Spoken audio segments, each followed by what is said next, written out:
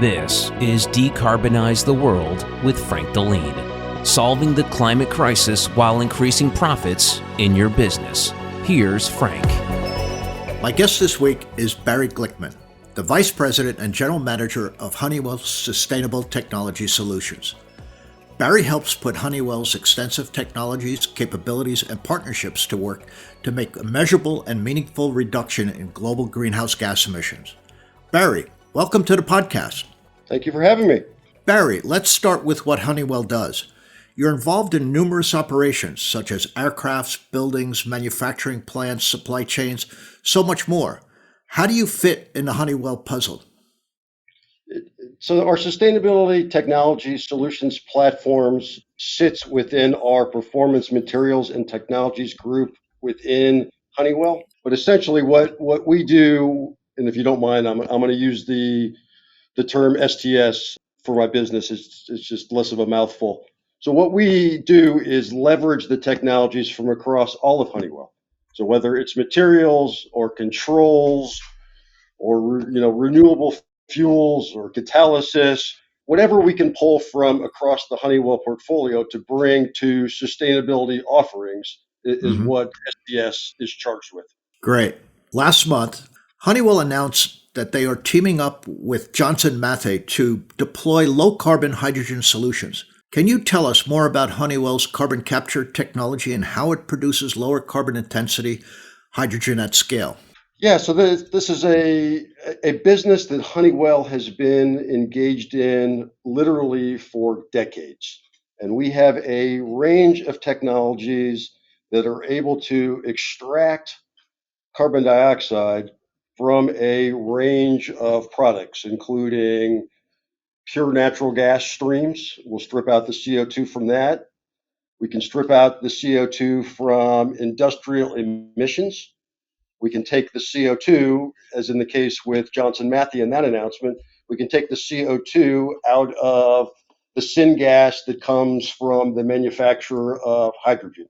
So what Johnson Matthey and others do is they take natural gas and put it with oxygen through a SMR or ATR, so a reactor that converts the natural gas to hydrogen. The customer wants the hydrogen. The customer doesn't want the CO2 that goes with the hydrogen.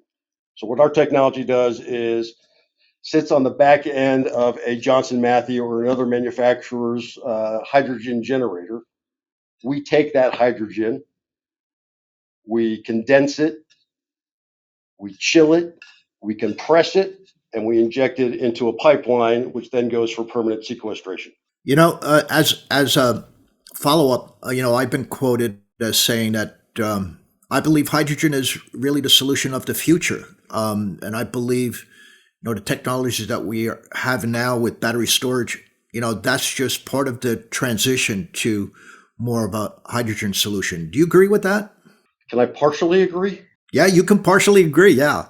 And then we're 100% aligned. I partially agree. So hydrogen, and I think people don't fully understand, there's roughly 100 million tons of hydrogen already consumed per year. Right.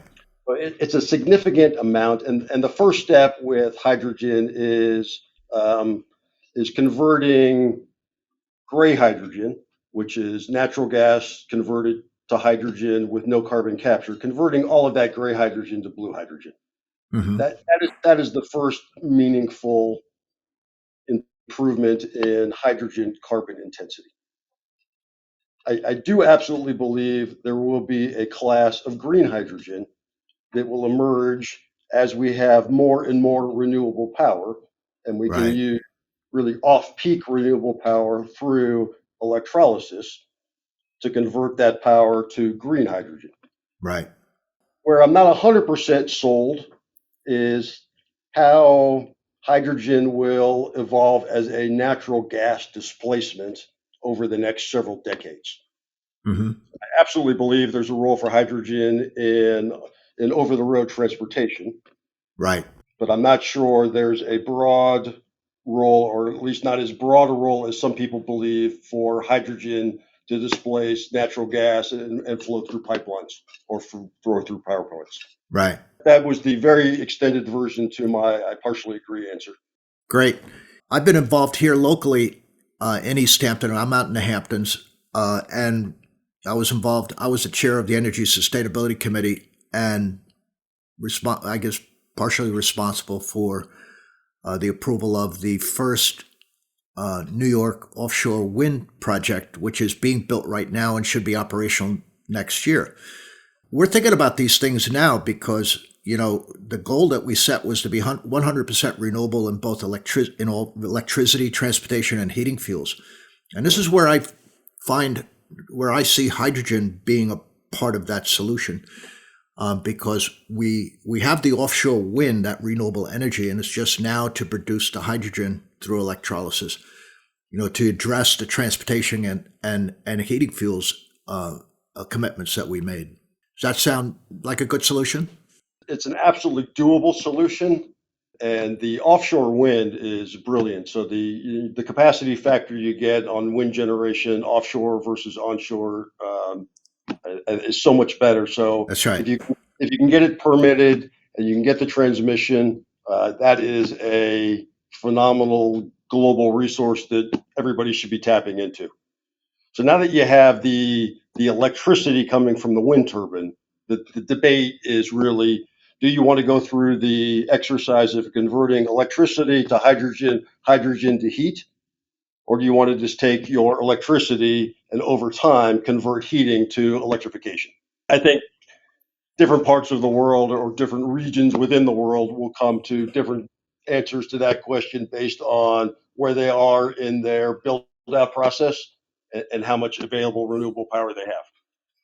Yeah, that's correct. And the issue we have here in New York actually is the cost of our electricity, which will probably justify something that where hydrogen is produced with the renewable energy. I think we're not sure yet. I think that's the right answer for everybody. So we need to be testing these technologies in real world applications. We need to be validating the economics, and we need to be open, myself included, to a range of outcomes and some humility that says we don't know what the world is going to look like in energy 30 years from now. And let's prepare for a reasonable range of outcomes so that we don't have to invent it 30 years from now when we need it. Yeah, you and I are on the same page on that one. I agree with that one wholeheartedly. The name of this podcast is Decarbonize the World, and companies that are producing and are using hydrogen are looking for ways to decarbonize. Can you give us a peek at some of Honeywell's solutions to reduce CO2? Yeah, so, and this gets back to the business I lead. So we have a range of offerings within STS that include renewable fuels, carbon capture,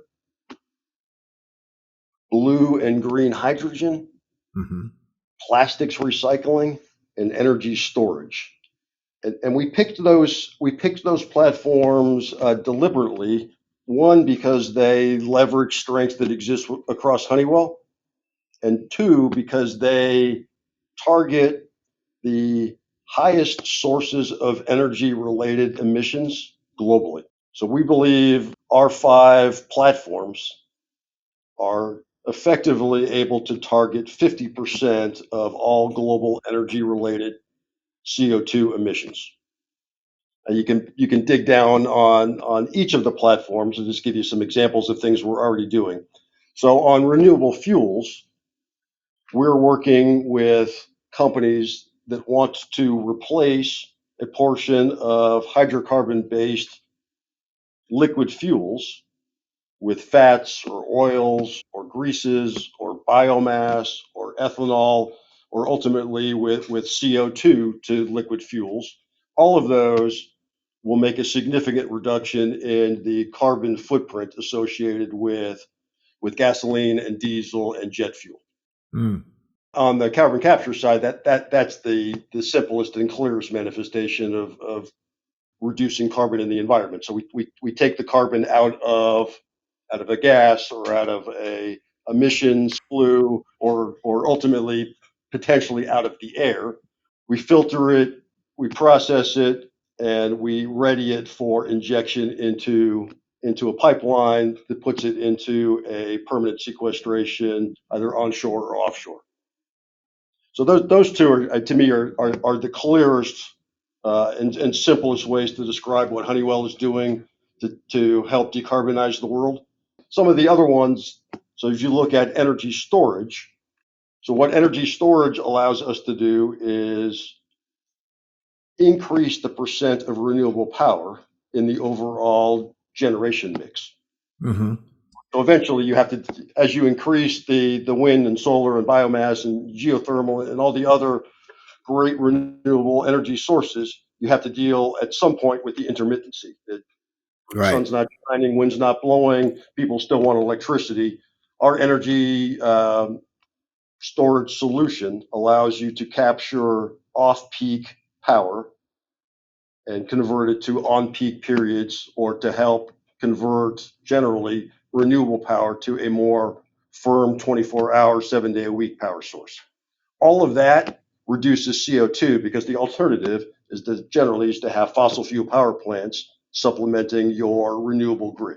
Yeah, I agree with that 100%. In fact, this is what we did here in East Hampton. We've already installed 2 grid-size battery storage facilities because our peak actually, because we're a tourist community, mostly summer tourists, our peak actually is in the summer, the hottest day when everybody's here putting their air conditioner on.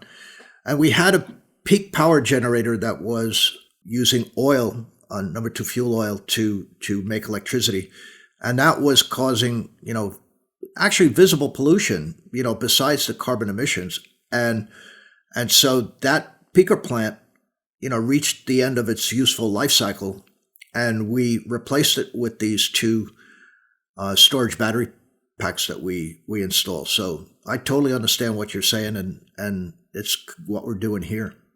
Yeah, and then I don't know the specifics of your battery storage. So what we particularly like about the Honeywell energy storage device is it uses an iron liquid electrolyte.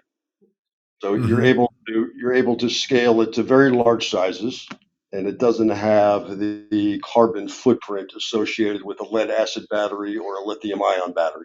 So much lower life cycle cost, and much lower life cycle emissions, provided that you are charging your battery with clean power. So would this be considered a liquid flow battery?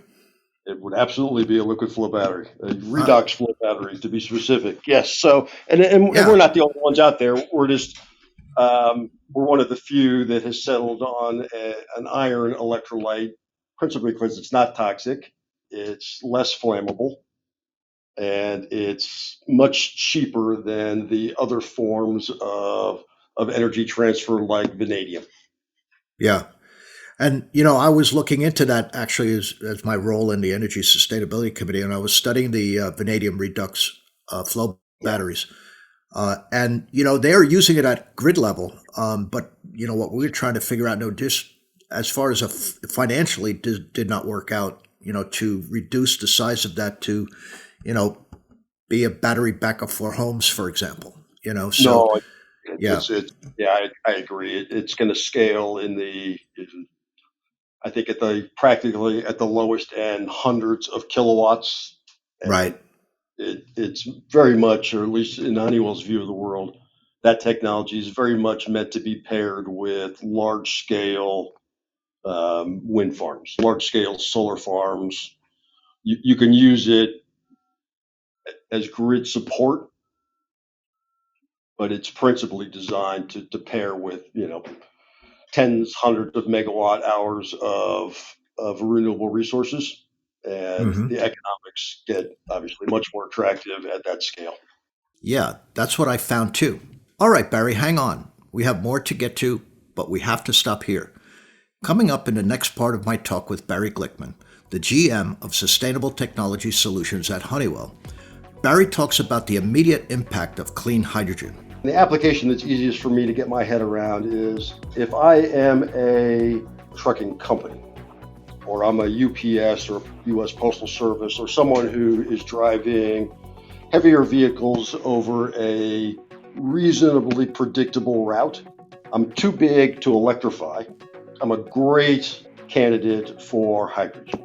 That to me is the soonest, clearest, most obvious application. This has been Decarbonize the World with Frank Deline. To connect with Frank and to learn more about clean energy, reducing fossil fuels, and increasing profits, go to frankdeline.com. Decarbonize the World is a production of Advantage Audio.